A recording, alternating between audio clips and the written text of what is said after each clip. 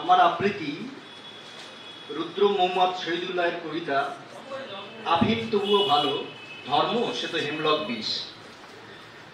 যেমন রক্তের মধ্যে জন্ম নেয় সোনালী অসুখ, তারপর ফুটে ওঠে মাংসে বিভৎস করতা। জাতির শরীরে আজ তেমনি দেখো দুরারোগ্য ব্যাধি, ধর্মান্ধ পিশাচ আর পরকাল ব্যবসায়ী রূপে ক্রমশ উঠছে ফুটে ক্ষয় রোগ, রোগের প্রকোপ। একদা অন্ধকারে ধর্ম এনে দিয়েছিল আলো, আজ তার কঙ্কালের হাড় আর পচা মাংসগুলো ফেরি করে ফেরে কিছু স্বার্থান্বেষী ফাউল মানুষ সৃষ্টির অজানা অংশ পূর্ণ করে গাল গল্প দিয়ে।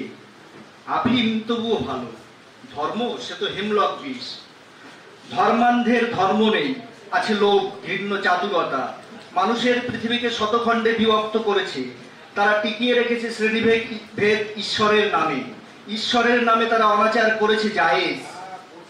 হায় অন্ধতা, হা মূর্খামি, কত দূর, কোথায় ঈশ্বর?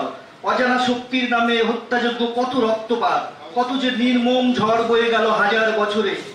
কোন সেই বেহেস্তের হুর আর তহরা শরাব, অন্তহীন যৌনাচারে নিমজ্জিত অনন্ত সময়, যার লোভে মানুষও হয়ে যায় পশুর অধম। আর কোন দোজক আছে এর চেয়ে ভয়াবহ?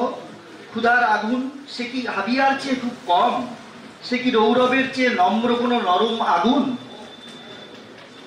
ইহকাল ভুলে যারা পরকালে মত্ত হয়ে আছে, চলে যাক সব পরপারে বেহস্তে তাদের। আমরা থাকবো এই পৃথিবীর মাটি জলে নীলে, দ্বন্দ্বময় সভ্যতার গতিশীল স্রোতের ধারায়। আগামীর স্বপ্নে মুগ্ধ ভুলে যাব সমতার বীজ। ধন্যবাদ।